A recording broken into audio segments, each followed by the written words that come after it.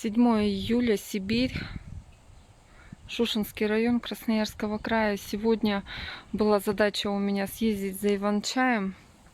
Вот, ну, собственно, очень быстро, но нам это получилось. Уехали мы и поздно уехали, пока прособирались.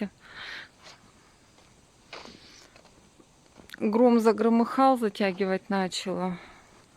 Пока собирали, у нас там сухо было, 10 километров от дома отсюда отъезжали. Сюда приехали, здесь дорога мокрая, видимо, здесь пролило, а там, где собирали, обошло маленечко. Даже розочка мокрая.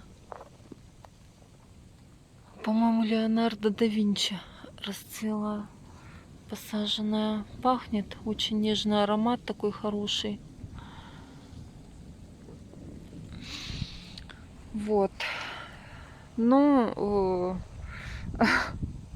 ситуация так сложилась, что долго мы там не смогли брать. Взяли столько, сколько взяли. 5 килограмм получилось.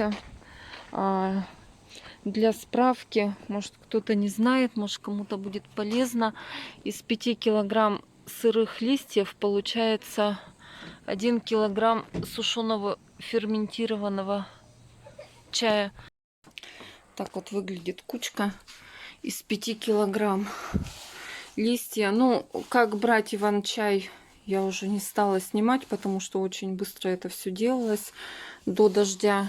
Цветочки я уберу, конечно, они будут отдельно просушиваться, а лист будет ферментироваться. Сейчас вот такой вот кучкой я это все накрою, чтобы лист маленько отдохнул. Вот так. Чуть-чуть он отдохнет, и я его разложу по пакетам, отправлю в морозилку. Потом в любое удобное время буду доставать, скручивать и укладывать на ферментацию. Травы, собранные 7 июля, если повезет с погодой, обладают особой силой, очень мощной купальской энергией. И вот этот вот чай, Иван-чай, который сегодня получилось собрать, он будет у меня отдельным. Смешивать его с травами, собранными в другие дни, я не буду, потому что этот чай будет обладать, кроме всех полезных свойств, еще и такими свойствами, как открытие, усиление ясновидения. То есть для тех, кто развивается, для тех, кто работает над собой, это очень-очень хороший помощник. Иван-чай. Ну, конечно же, я туда буду добавлять еще другие травы.